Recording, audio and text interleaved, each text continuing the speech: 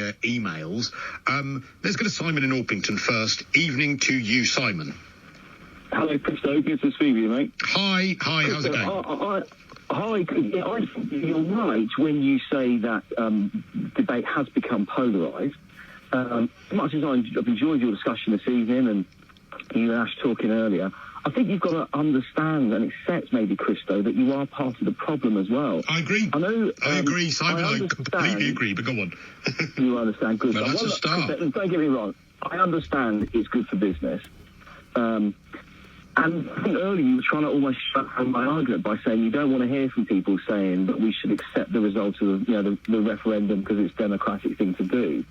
You kind of already tried to shut that down. Why did you do that, Christo? Well, because I want the debate to be around the actual issues of us leaving. So if you're going to talk about no deal, let's talk about whether the medicines are going to get through, whether the lorries are going to go through. But the point I was trying to make is that so often you'll say to someone, and again, I'll speak from my experience on the Remain side, I'm sure there are going to be Leavers that say the same about Remainers, but so often you'll say to a Leaver in a debate, well, look, what are we going to do to make provision, for instance, for medicines, because people are going to be really worried about that, and the fact that the government is making these provisions and making provisions for body bags, what the hell are we going to do? And that person will come back to you and say, you don't respect democracy, get over it, we're leaving on October the 31st. And you... Because no one believes we won't get the medicine. Yeah, but you kind of go, well, hang on, that's not what we're debating, and you've brought this down to this ridiculous thing, and actually you're making a presumption of my position, which is actually, if we leave with a deal, let's leave. But to actually suddenly resort that to you don't accept democracy and get over it and you've got Brexit derangement syndrome, that to me is absolutely discrediting the debate. But you aren't accepting the referendum, are you? You're not accepting No, I'm accepting the referendum in the way in which it was offered, which is a managed way of leaving the EU. Well, no, it was either leave or not. Right. Hang on, Chris. Anyway, Simon, go on, because we're starting our argument again. I've enjoyed hearing from you for the last hour, and I thought this was my chance to speak as well. Yeah, go on, Simon. We're going to shut up. Say what you want to. Yeah, okay. There's loads of things I could pick up with what you've said over the course of this evening. The one thing you're talking about is the Leave leaflet that came through. Yeah. That was a referendum period. The official letter came from the government. That was the official letter. And then you had the Leave and the Remain side. So you can't actually... No.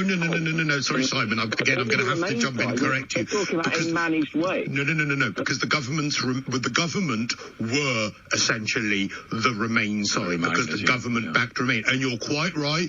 The government had something like £9 million to spend on this leaflet, but everything that was in that Remain leaflet from the government was dismissed by the Leave side as Project Fear, and the thing I object to is now that very same side using those words that they dismissed at the time as Project Fear as justification for something that's happening today. Okay, fine. But the thing that you were talking to Ash about earlier about the David Cameron saying that we would leave within 2 years, if we didn't get a deal within 2 years and then we go to WTO rules, that was Project Fear. No, that wasn't. That was David Cameron setting out the legal procedure for withdrawing. So nobody actually claimed that as Project Fear. Yes, they did. No. I wasn't saying. Sorry again, Simon. I'm not. I can't let you get away with saying things that I didn't say, or perhaps putting it across in a way that I didn't. That isn't what I. What? No, hang on. Let me say what I'm going to say. Obvious. I've forgotten what were we saying now? What did you just say now? I've forgotten it. Something about the leaflet, but basically, David Cameron and everyone else, they set out the process for us leaving, which was, of course, the management of the withdrawal agreement, and then after the withdrawal agreement, there would be a 2-year sort of everything would stay the same. That actually wasn't David Cameron and wasn't dismissed as Project Fear. That was our obligations under our 2004 Ascension Act for Romania and Bulgaria, and within that, we arranged what would be Article 50, because when they joined, it was decided there should be a facility for people to leave. Now that wasn't Project Fear, and that also wasn't the EU, which I've also heard from people on the Leave side, deciding the timetable. No, the timetable was decided democratically by all the nations years before Brexit actually happened. Now, that was what Cameron outlined at the time as the process. What was dismissed as Project Fear, Simon, he's dropped off, we'll get him back. What was dismissed as Project Fear at the time was the idea that we would leave with no deal in WTO. And when David Cameron said there was a real risk that would happen, everyone on the Leave side, including Boris Johnson, Nigel Farage, Liam Fox, David Davis, John Redwood, Nigel Farage, Jacob Rees-Mogg, all of those people said, no deal. The thought of us going no deal, the thought of us going with WTO's rules is Project Fear. Liam Fox said unlikely to happen. Not because it couldn't happen. The easiest trade deal in history. Boris Johnson, would you like me to actually get you my Twitter feed of Boris Johnson? And it might be. It's brinksmanship. Honestly, the EU is often it's the last day that they'll do the deal. But I mean, Cameron had no right to say this will be enacted. It will definitely happen because he wasn't in his gift. It wasn't. No, it's not legally as Project binding. Fear. Simon's back. Hi, Simon. Yeah, Krista, I'm really sorry about that. That's all right. Phone cut out. Go on. Yeah. I don't know where we're at now. Body bag. Okay. What I was saying was that whenever Cameron, the process for us leaving, obviously was just a process, but whenever Cameron or anyone else says, look, there is a real risk that if we don't get a deal, we're going to leave with no deal on WTO rules, and all of this is going to happen. Boris Johnson, Liam Fox, David Davis, John Redwood, Nigel Farage, Jacob Rees-Mogg, all of them said Project Fear, and that's the point I'm making. They still would say that. Okay. But the point I'm making is Mrs. May, a Remainer, was in charge of the negotiations for the last 2 years, who made an absolute hash of it. It should have been done from day one. I think she's just a Remainer. No, Krista, here we go with facts. Boris did not do a runner. How did Boris do a runner who's now Prime Minister? Come on, seriously. He stood down. Boris went for the leadership, and then Michael Gove withdrew his support so he could run. That took away support from Boris, and Boris said, "Look, I'm not going to." Boris should have stayed at that. So he didn't run away. He did bottle it.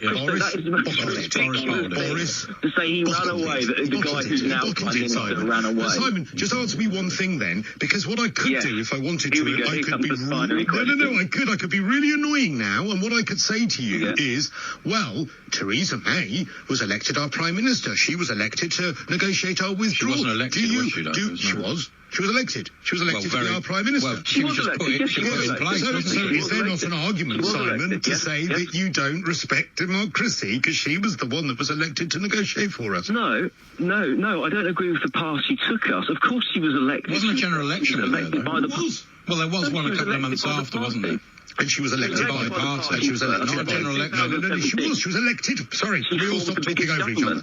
She was elected in a 2017 general election. She'd already been Prime Minister before that. To be the person to take us out of the European Union. Now, that is who the country democratically elected to take us out the EU. Much choice, now, was there? I get it. You might not agree with what Theresa May said, but in the same way that Remainers are accused of not respecting democracy, do you not see the argument that actually, I'm sorry that we didn't agree with Theresa May? No, Krista, that really doesn't stack, because I've never said Theresa May shouldn't have been doing it. Or wasn't elected. She was elected. I'm just saying she made an absolute hash of it. I don't think anybody can say Theresa May did a good job of things, can they? And what were the other choices? Corbyn or the Lib Dems or Remainers? So there wasn't a choice. I know, but the point is the country decided who they wanted. There wasn't a choice. Yes, there was. Corbyn. Well, yeah, that's not a choice, is it? Or Vince Cable. The country decided that Theresa May, like an Olympic, was the best person to negotiate. Because Theresa May stood on a manifesto that said no deal is better than a bad deal. That is in the Conservative manifesto. You're quite right, and I can't argue with that. I can't. And Labour said that as well. People like Nicholas Soames, Philip Hammond, all those people stood on a manifesto that said they would leave without a deal. Then now Boris has got elected and saying actually we might have to go to no deal. Then they've all rebelled against him. So.